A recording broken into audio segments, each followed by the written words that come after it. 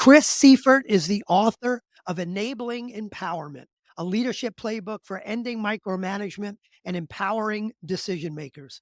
His vision is to equip leaders with transformative strategies and decision-making training to build a culture of principled entrepreneurship. Drawing from his diverse experiences as a U.S. Navy submarine officer, manufacturing plant manager, vice president of operations, and consulting firm partner, Chris provides practical solutions to foster engaged, invested, and empowered teams. Super excited about this topic. Chris, welcome Oh, to the thanks so show. much for having me, Mike. It's an honor. As always, my first question is, Yeah. Chris, from all of your experience from submarine officer, on through, what do you believe is the one most important characteristic of a great leadership team? Yeah, so it's really interesting you just posed this to me because I've been doing a lot of thinking about it. But I think I would have to say the most important characteristic is that they're good, effective decision makers. And by that I mean they can make decisions quickly, efficiently, and their decisions, more often than not have good outcomes, right? They have positive return on investment. And when I say I was thinking, I actually posed a question on LinkedIn this morning about would you rather work for a boss that is a jerk but is a great decision maker, or a boss that is really nice but is an idiot? And so far, I think about 2/3 of the people have come back with I'd rather work for a jerk who makes good decisions than a nice idiot, right? Because at the end of the day, How many said neither one? Like, give me a I told choice. him you have to pick, and I think, look, I think obviously we don't want to have to choose, right? We'd rather have the leader that's both.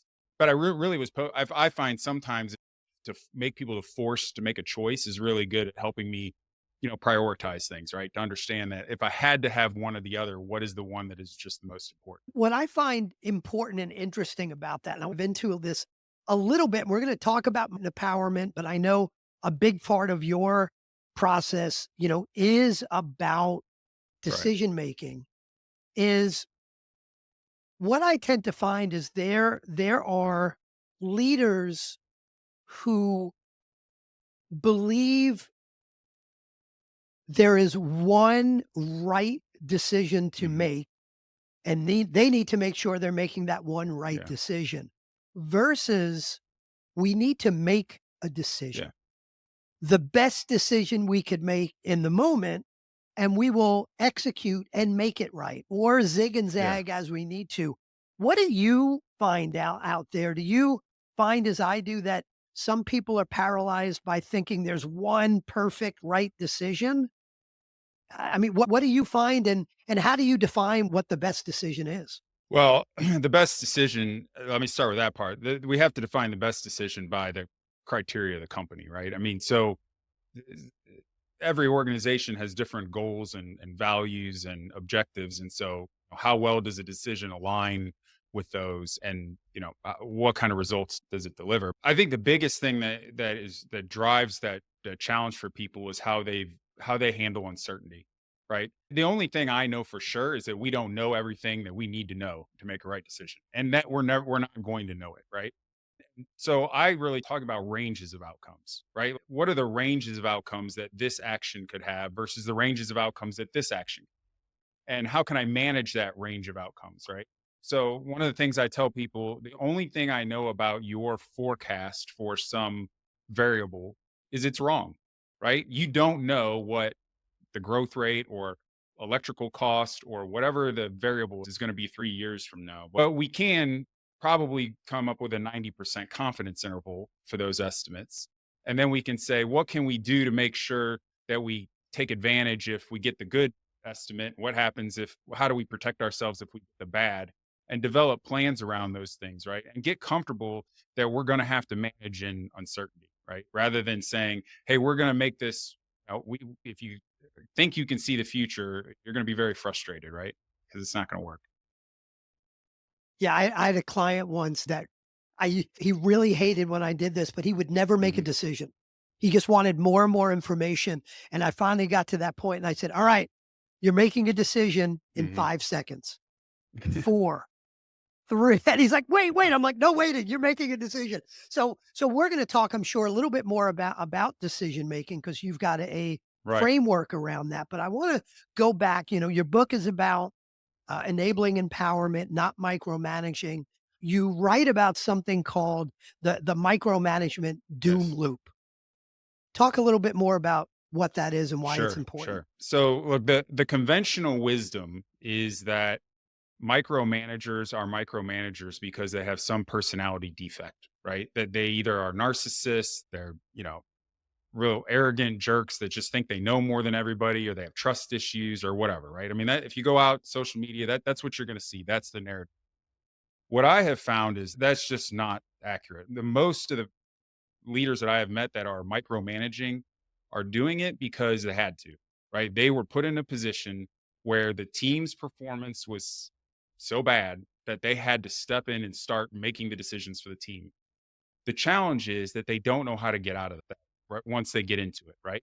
Because once you start making the decisions for the team, what happens? Well, one, they already weren't very good at making decisions. Now they're not getting practice and they're not getting coached. They're not getting developed, right?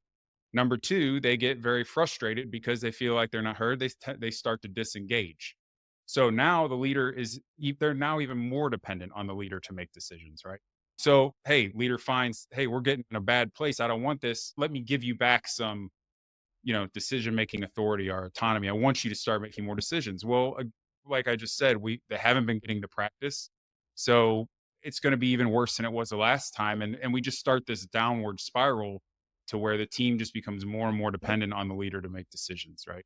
My analogy, simple analogy is it's like if your team, if someone is drowning in a lake, right? And you're the boss, the leader standing on the pier. That is not the time to teach the person how to swim, right? That is the time to jump in and drag them back to the pier and get them to safety, right? But if you don't teach them how to swim once they're back to safety, and you walk off the pier, they're just going to jump back in the water and you're going to be doing it again. Right. And so that's where I talk about like figuring out, hey, how do we help them make better decisions so that I don't have to keep stepping in and making decisions for them?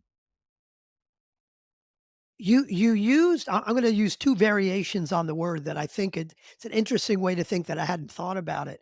You talked about someone being a Hmm. micromanager, but then you said someone who's Hmm. micromanaging. And what I wanna hit on there is, do you find in leaders that you work with who are micromanaging, is it Oh, yeah. situational? Or to say someone is a micromanager is labeling that's who they are, right? Which could be kind of dangerous. But to say they're micromanaging, do you find that leaders that micromanage typically do that as a habit across their team? Or is it more they're doing a great job with these four people, but they're micromanaging this Yeah. fifth one? I think there's definitely some folks that have developed it as a habit, right? I mean, if they started managing in that way and were successful from the get-go, they don't know another way to get out of it, right? To just keep and like I said, you can't just the one misnomer is that the way out of that culture where that micromanagement has created is that the way out of it is just to declare it. Like, that's not gonna work. You can't just step back and say, "I want you to start making more decisions." You have to fix the underlying root cause, which is they weren't making good decisions, right? And that's why the leader has had to step in. But look, I have absolutely micromanaged situationally at times when I had to. I mean, when I had there were times where I've taken over a plant where I was a vice president and there was a plant that I was responsible for where, they're losing money for months, that people are getting hurt, right? We're having major equipment downtime. And there comes a point where you have to say, look, this is not viable. We can't do this anymore. I'm going to have to come in and start telling people what to do so that we can be safe and we can run and right. We can be stable. Once we get there, then I need to start figuring out what are the decisions that we're making that are so bad. How can we stop making these bad decisions that got us here so that I can give you back this plant and step back away to the role I'm supposed to be doing. Is it always about decision making? So, absolutely, I've seen leaders that micromanage because, as you said, that their team or a team member will make the right decision unless they're making it for them.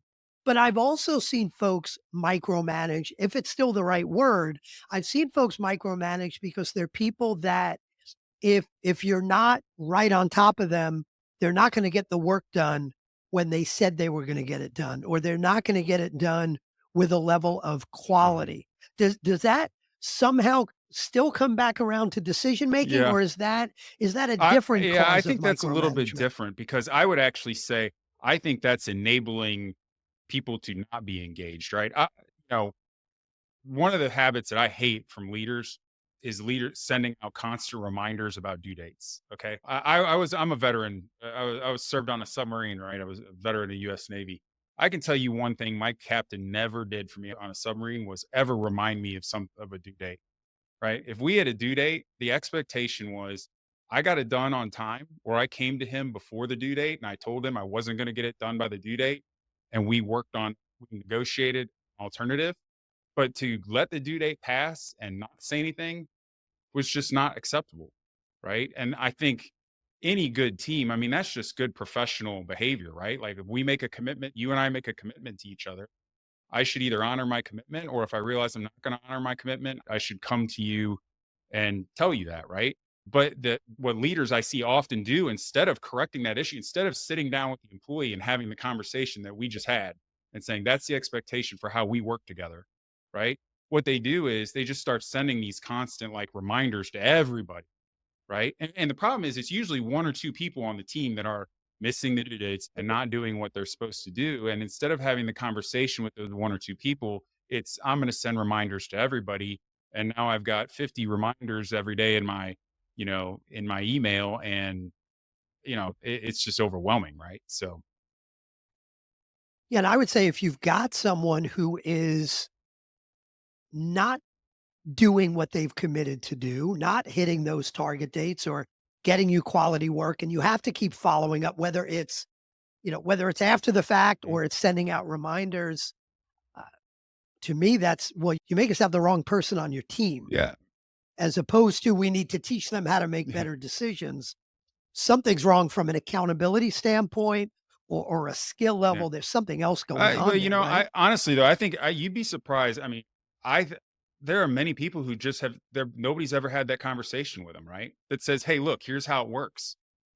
When I make a commitment to you, I'm going to do it, and when you make one to me, you're going to." I mean, one of my I share with them. I'm like, "Hey, listen, I've committed to give you a paycheck every 2 weeks, right? You expect that paycheck's going to show up every 2 weeks, and if it doesn't, you would want me to tell you beforehand, so it's not a surprise, right?" And they say yes. I said, "I expect the same thing in return. I think that's fair, right?" I mean, and I think that most people just, and I've never had somebody who wasn't like, "You're 100% right. That's absolutely fair." And that's how we should work. And when we don't work like that, let's just remind each other that that's how we said we're going to work together, rather than everybody start reminding everybody all the time about stuff, right? So, I very rarely, and I have, but I very rarely had leaders that admit to micromanaging. oh They might be yeah, micromanaging, but if I said, if someone calls them out, I'm not micromanaging. I'm just holding people accountable and making sure we get the job hmm done and making sure we get the job done right. How can a leader gauge whether they are micromanaging? Because I do think that's an yeah, area, either people don't understand it when they are, or maybe they do and they're yeah, defensive about it. But is there a way to sure, gauge whether you are yeah. micromanaging? So, I mean, I'll share some resources later, but I think I've actually on the landing page there'll be a link with this podcast. There's an actual survey of like, hey, here's 10 signs that you have a micromanagement culture, right? But just two that are really, I think, that I'm always looking for in every conversation, every interaction I have with a team. The first one is a team asking the leader, "What do you want me to do?" Right? I mean, that fundamentally they have been micromanaged if that's what they're doing, if that's the behavior that's acceptable, right? I would you should always be striving. When I had an employee say, "Hey, Chris, this thing happened. What do you want me to do?" My response was always, "Well, I'd like you to make a recommendation. What do you recommend we do?" Right? Never. I'm not going to tell you what to do. It's not going to work. We will talk through the problem together, right? And come to a decision together. The second one, so if I when I see that, like a good sign for me, if I'm visiting a plant, hanging out in the plant manager's office, and there's people all day coming up to the door and saying, "Hey, this thing broke. What do you want me to do?" I mean, I'll look at them and I'll go, "Man, we got a problem." The second one is I hear people saying, I just did what I'm told, right? I just do what I'm told. That's all I do, right? And that, again, that tells me that we have a culture of micromanagement, because you should never just do what you're told. You should do it because you understand why we're doing it and that it's the right thing to do and what we're trying to accomplish. And if you don't understand those things, you should stop and ask, right? And I think if a leader who's empowering their team is doing those, saying, "Hey, I want you to make recommendations to me, and I don't want you to just do what you're told. I want you to understand why you do it." Then you won't see those behaviors. Those become unacceptable behaviors in the team. So let's get to you said the underlying Hmm. cause was ineffective Yeah. decision making or not knowing how to make decisions. So what's the solution to that? Yeah. How do we help our teams become better at making Sure. decisions? So first off, decision making is a skill like any other, right? It's something we learn. It's something we have to practice. I mean, it's not different from anything else like that. So, that's what the first thing we need to do is understand that. And we need to make sure that we're teaching people how the best ways to make decisions, right? And there are absolutely right there are frameworks that you can use to say, like, help yourself avoid common decision traps, right? So let me just introduce this concept real quick of a decision trap. Decision traps are the ways that our brain work that can cause us to make bad decisions, right? So I'm just gonna a quick example. Do you know how to pronounce the capital of Kentucky? Is it Louisville or Louisville? I've always said I've always said Yeah. Louisville, but if you're in Kentucky, it's like Louisville or accent That's that I right. That's can't true. That's right. emulate I've too had people well. from Kentucky tell me that. You actually pronounce it Frankfurt, because the capital of Kentucky is Frankfurt, not Louisville. Okay. Oh, look what you Right. And did. so that is called the framing trap, right? The way I frame a problem or a question has a dramatic impact on the outcome, on the answer that I will come to. Right. So when I frame problems like, need to buy a new house, right? Well, what kind of solutions can I come up with? Well, buy a new house or don't buy a new house. But if I frame it as my ratio of stuff to house is too high, well, I get a bigger house. I could get rid of some stuff. I could find a place to store some stuff. I mean, I got a bunch of solutions, right? So the way I frame a problem has a huge impact on the outcome. And that's just one. There's a lot of this is based off the research of Daniel Kahneman, who wrote the book Thinking Fast and Slow. And so, I've got a catalog about 25, 30 common decision traps that I've structured the decision making framework around to help you avoid those decision traps and get better and faster at making decisions. And so first off, right, teaching people a framework and then giving them safe spaces to practice using that framework can develop that decision making skill. And those are the things that we need to do before we start trying to give them more autonomy. Because if we start giving them more autonomy without enabling them first, then we're going to get bad results and we're going to get into that doom loop cycle. So take us through kind Hmm. of quickly, and then we could figure out if there's a few we want to Sure. drill into. But what is that decision making Yep. framework that you're recommending we Absolutely. teach our Sure. teams? So the first step is to frame the problem, right? To make sure that we've been very careful in the way we frame the problem to not lead us to, a predetermined conclusion. The second thing is we need to brainstorm a range of creative alternatives. And I've got lots of best practices for doing that to avoid things like anchoring traps and confirmation bias and availability bias and those kinds of traps. Once we've got our list of alternatives, then we need to start identifying what the key drivers are. And this is really important for you mentioned earlier about, the boiling the ocean and right getting, having to analyze everything to make the decision, right? At the end of the day, there are typically only three or four, just a couple things that really will make the decision good or bad, right? Like if we're right about this, the decision's it's going to be good, and if we're wrong about this, it's going to be bad. So doing, the analysis, and this is where you can use things like sensitivity analysis or other things to understand what are the couple variables that really make this decision right or wrong. Okay, that's the third step. The fourth step then is now we know those couple drivers to identify the range of alternate outcomes. So what's the best that could happen? What's the worst that could happen? How do we make sure we get the best? How do we make sure we mitigate the worst?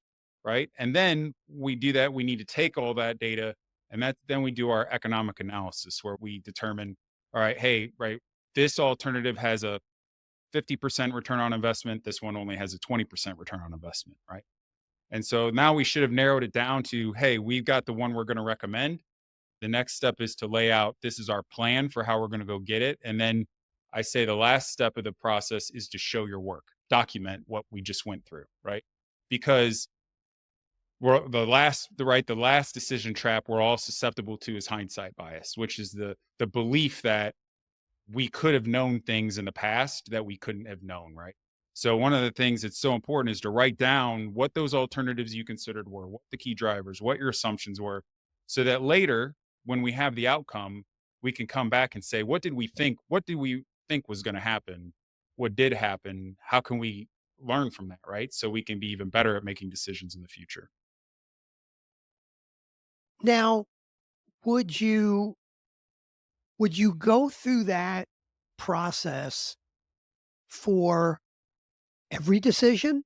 Just the big decisions? Yeah. Like, there it would seem to me, and maybe you go Hmm. through this process in, in seconds Sure. sometimes, really quick in your head, or maybe not. But it would seem like there are some decisions where it might be, "Yeah, let's just make a decision," and others where it might be, "All right, we've Yeah. really gotta think this thing through." Are you going through these steps regardless, or is there a certain type of decision where you're using all Yeah. these steps? So the reason I refer to it as a framework and not a process is because you can scale a framework, right? So meaning that, hey, we're making a decision about, should we buy this piece of equipment or this, we're making, $1 million capital investment in a plant, right? Okay, we're going to go through all those steps and it's going to be there's going to be a considerable amount of rigor, right? I mean, we're going to like do quite a bit of supporting data on when we do our forecast for electrical costs for that thing, there's going to be quite a bit of supporting data on what we think it's going to be 3 years from now, right?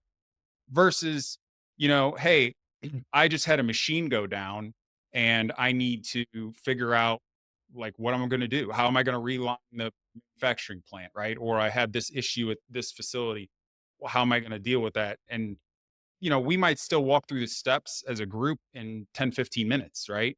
For that decision. And then there's some where, just learning the tricks for each of the steps is going to help you on, even simple decisions, right? So, but I will say what I think the most successful organizations using this, they do typically draw some like fine lines that say, hey, when we make these decisions that are this significant, we are going to formally go through the decision making framework, meaning we're going to write it down, right? We're going to write down everything we thought about. So, and those might be around, capital or safety or something like that. But um, typically that's how you scale it. Does this somehow help people? That there are people that have trouble with kind of the think feet types of decisions. I'm on the phone with a client who's asking if instead of this, we can do this, or could I just add this on, or could we make this a exception to what we normally do? And people don't necessarily have the time to say, "Hold on, let me call you back in 45 minutes because I've got to go through my Sure. seven-step process to make a decision." They've got to make a decision in the moment, and there are people that are confident in Yeah. doing that and do that very well, and other people that are not as Hmm. confident. And typically, maybe based on confidence, they don't do too Hmm. well with that decision. Is there something in this process that helps those people with the quicker decisions that may not be as impactful Hmm. a decision as the multi-million dollar which piece of equipment are we going to buy, but it may come up 15 times a Yeah. day versus, once Yeah. a month. Yeah. Well, so again, I think, like I said, I think decision making is a skill where, you know, the more you do it, the better you get, right? And the more you're practicing on those big formal decisions using the decision making framework, you inherently are using it you start using it everything, right? I mean, to be honest with you, look, I think it's one of those things like have you ever had those things where once you think a certain way, like you can't unthink that way? Do you know what I mean? It's a lot like that. I mean, I know there's things about for me, like once I understood what an operational excellence management system was, I couldn't understand how do businesses run without this, right? I don't understand. So I would say to some degree, like once you learn to think a certain way, it's almost hard for you to identify with people who don't think a certain way. But I will say that's where having a common decision making framework is so valuable, because when you think about problems the same way I do, it's so much easier for us to collaborate, right? Because when you start explaining what you're thinking to me, I think the same way, right? I'm thinking what, when anytime an employee comes to me or anybody comes to me and starts saying, "Hey," asking me about a decision, right? First step in my head is always, what's the problem we're trying to solve? Right? Because that's the first step in my decision making. What's the problem we're trying to solve? I don't want. You're losing me in details and features. What is the problem we're trying to solve? And then they tell me that. Okay, great. What other alternatives have we considered? I mean, I can't help but think that way, right? And take that back through that. The side part of that is when people have worked with me, they know that they better explain their decision to me that way because I'm gonna go back to what's the problem we're trying to solve? Why do you want me to do this? Right? So they probably should just lead with, "Here's the problem I'm trying to solve," right? And make it more efficient. So, So you just kind of alluded to this, and I want mhm, to hit on it. What's the best way to teach someone this framework for making decisions? Is it, and I'm sure to some degree they're both good ways, but do you find, is it sitting down and saying, look, all right, everybody, here's the way we're going to yeah, solve problem. First, we're going to frame it. A great question to ask is, what's the real yeah, problem here? What are we trying to solve for? And then we're gonna brainstorm alternative. Is it taking someone through and literally kind of communicating and teaching them the steps? Or is a better way to model it for them in your own decision making? Again, I'm sure the real answer is it's both, but mhm, what do you find works best? yeah. So the one-on-one coaching through decisions is absolutely right the most effective. Okay. The problem for most leaders is when they are when they are in that micromanagement culture, or let's call it codependent decision making culture. The problem is they don't have time to coach every employee, right? Like when you like that plant manager who had the four people at the door in an hour asking him what he wanted him to do, he could not have possibly coached all four of those individuals. Couldn't have done it, right? So that's where what I've found is doing some classroom training up front, right, can get us part of the way there, to prepare them for the right, to say, hey, look, from now on, when you're coming to ask me what you want me to do, right, or what I think we should do, here's how that conversation's going to go.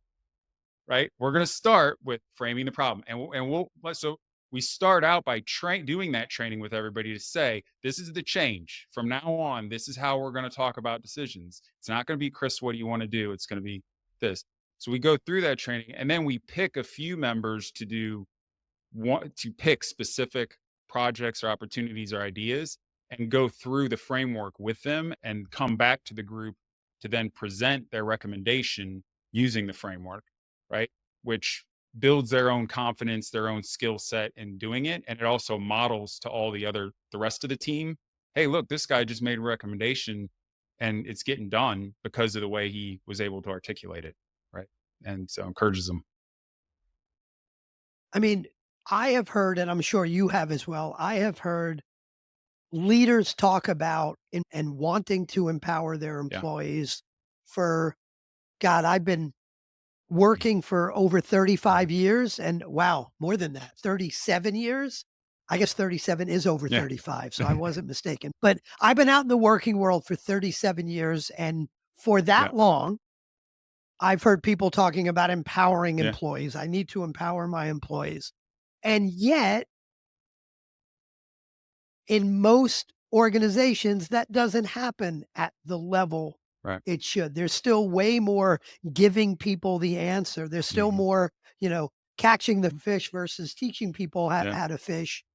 What what holds leaders back? Is it just the lack of Yeah. knowledge that, as you said, decision making is a process and what the process is, or a framework, and here's the framework? Or is there something else that holds leaders back from actually Yeah. empowering people? So I say there are three requirements to be able to empower people, right? There's first the intention of the leaders to do it. They have to want, right? They have to want that environment. They have to want their team to be, engaged in making the decisions, right? Second is the capability of the team, right? Which is they have to be able to actually rise up and make good decisions, right? They got to be able to do that once you give them that. And the last one is the capacity of the leaders to give that capability to the team. Okay. And that's where the challenge usually lies, right? Like I said, that plant manager who in an hour had 4 people come to the door and ask him what to do, did not have the capacity to fix that capability problem, right? And so they weren't gonna be able to do it on their own. And that's where you've got to either, get some help from another resource, or you've got to have a more strategic approach. And that strategic approach can be, like I said, doing some upfront classroom training with them, right? But at the end of the day, that to me, those are the three requirements. And usually the one that, I mean, my experience is it's usually the capability gap that's the issue, but there's also a capacity gap and they can't fix that. Right. And if you have that capacity gap, you're also going to have that capability gap, Exactly. right? Yeah, One that's is going to exactly cause right. the other. And I found, the intent, it's easy. You're not, you made it one of the three, but it's easy for people to blow by the Hmm. intention. Like, well, of course they have the intention Hmm. to empower, uh, but there are leaders that actually, while they may not admit it, they like people coming to them and Yeah. saying, "What do you want me to do next?" Because that's what gives them a feeling of, that's how they believe they're the Yeah. hero of the story or they're productive. If their people can go off and kind of do it themselves and make decisions themselves, then how am I Yeah. still valuable? And that's obviously a pretty damn short-sighted, tactical Yeah. versus strategic way to Yeah. think about things. But do you find that as well, that there are leaders that really that the intention is the problem? They really don't necessarily want to let go of the Yeah. details? Look, I started this out saying most leaders, you're right, don't want to micromanage. But look, I mean, let's be honest, there are some that are, right? There are narcissists out there. There are jerks. I never see people saying it's because they have to. I always see people saying it's intention, right? I think it's probably more like single digit percent of the time it's intention, right? But here's the thing that I think is not helpful about that, right? Because if you're in a situation where you're being micromanaged, right? You've got two choices. You can either assume it's intentional, in which case I don't know what you're going to do about it. I mean, what are you going to do? I guess go find a different job. I guess is the only thing I can help you, Yeah. right? Or you can assume it's not intentional. They just don't know how to get out of it. And then, and if that's your default, there's a whole lot more great outcomes that come from that, right? So my default is always we're not doing this on purpose. But like, and I think most, even the leaders where it seems like they want this, when you go to them, like, hey, do you enjoy getting asked at 2 o'clock in the morning what to do? I'm sure they're going to say no, right? Like, who wants that? My first plant I took over was the previous plant manager was a horrible micromanager. Okay, I mean, I was just lines of people asking me what to do, and my wife literally said, she's like, will you just go sleep on the couch because I can't handle the phone all night, right? And I'm like, and I did. I mean, I slept on the couch for a couple weeks until I could get them to a point where it's like, we're not doing this, right? Can't live like this. So how do you so if you're a leader, we want to teach people, we want to coach people, we want to model a Mhm. decision-making process. But let's say you're the person being Mhm. micromanaged. Now, folks listening to this show are typically at some leadership team at Yeah. leadership level, but it could be the CEO.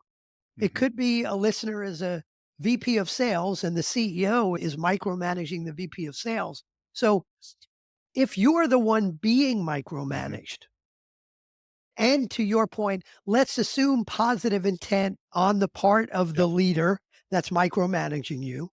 What do you do? How do you get out from under that? What are the right steps to take? Yeah. I would take a hard look at how good you really are at making recommendations, right? To your boss. That would be my suggestion. Because look, I would tell you that if you are really good at making good recommendations, they're going to accept them, right? I mean, why wouldn't they? And so, I think you got to take a hard look at, well, how good am I at communicating the decision making process to my boss, right? How good am I at communicating why I'm deciding to do things?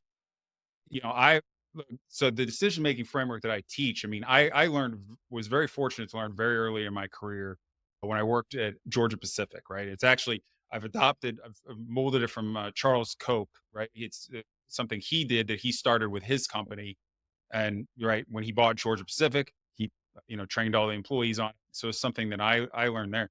But I've gotten specific feedback from CEOs that I've worked for, as both as consultants and as when I was VP of Ops, that very specific feedback that said, Chris, the way you communicate your decisions to me makes it so easy for me to say yes. Right.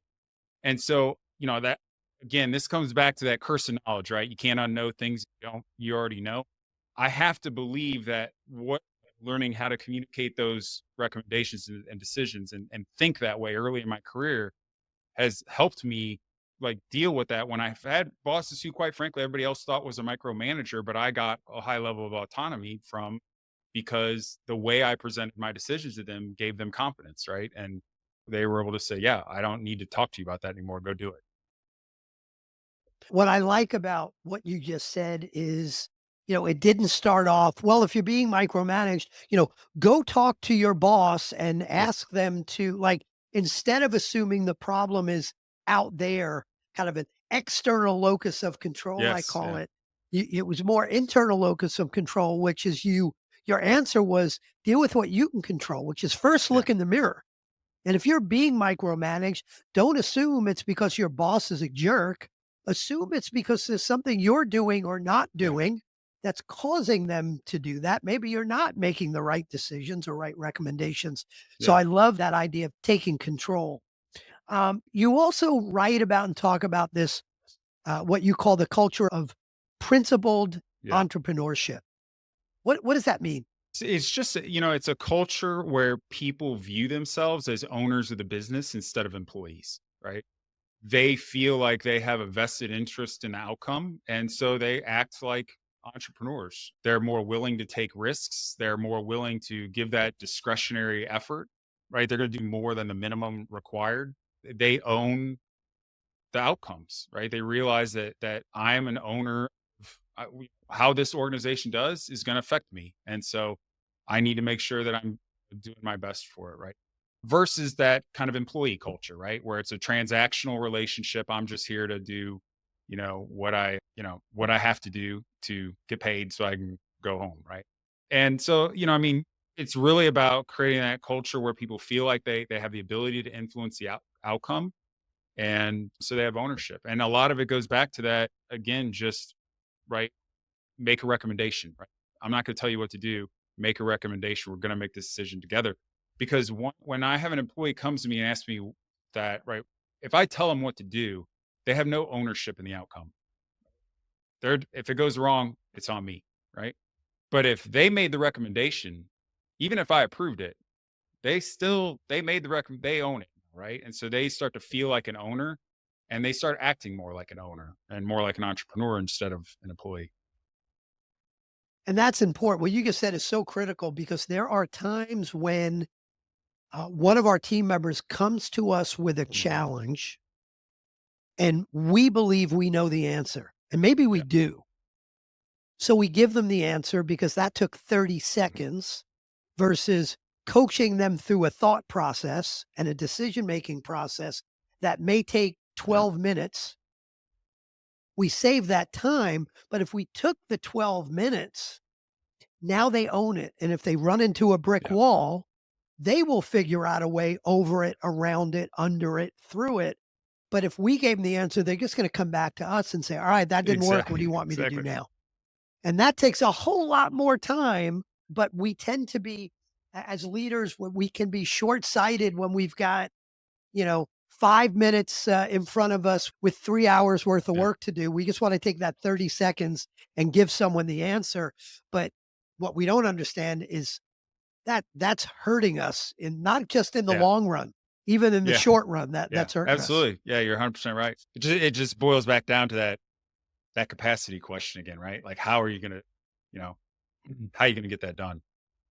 No. Yeah. So, Chris, tell me a little bit about so your book is called Mhm. Enabling Empowerment. You've got a company called Yeah. Enabling Empowerment as well. Tell me as we start to wrap up, tell me a little bit more about your Mhm. company and what you do to help clients, what types of clients Yeah. you help. Yeah. So first off, I help anybody who has where decision making is important, which is just about everybody, right? I would say historically, the vast majority of my experience, I mentioned I was in the Navy. I've been a plant manager, VP of operations. Vast majority of my experience is in manufacturing operations environments. So that's tends to be a lot of my clients. But in the ways that I engage with them, I mean, so everything from first off, like just simple training, right? Let's do first. If you don't have uh, decision making training in your leadership development program right now, it needs to be right. So let's get it there. Or simple workshops. We got a team. We got to get this groups skills upgraded quickly. Right. We can do a workshop. Then will typically do an intervention where we can do the workshop, and we do, as I mentioned earlier, one-on-one coaching with specific individuals to make them champions for your team, right? So you got a handful of really capable decision makers that can then, help the leadership team coach and mentor the other employees, right? To all the way to I've do large culture transformations, management system, where we're talking large. We're talking about the organizational structure and policy around how we make decisions and decision rights. So across the whole range of services that support people with. Beautiful. And if someone wants to find out more about you, about the Mhm. company, where should Yeah, they? our website www.enablingempowerment.com. Got all kinds of resources on there. You can find the book on Amazon or on the website. Also, lots of articles, videos. More importantly, in the book, I share a lot of templates. Right, like, hey, if you don't have a tool that you use to do economic analysis, right, to calculate the return on investment on a decision, you can go download it, right? Here's one you can use, right? So there's lots of tools and templates like that that are mentioned in the book, or referenced in the book, that are also on the website that people can go feel free to plagiarize and steal. So Beautiful. Read the book, go to his website. I always say, if you want a great company, you need a great leadership team. Chris, thanks for yes, getting us sir. there today. Appreciate it.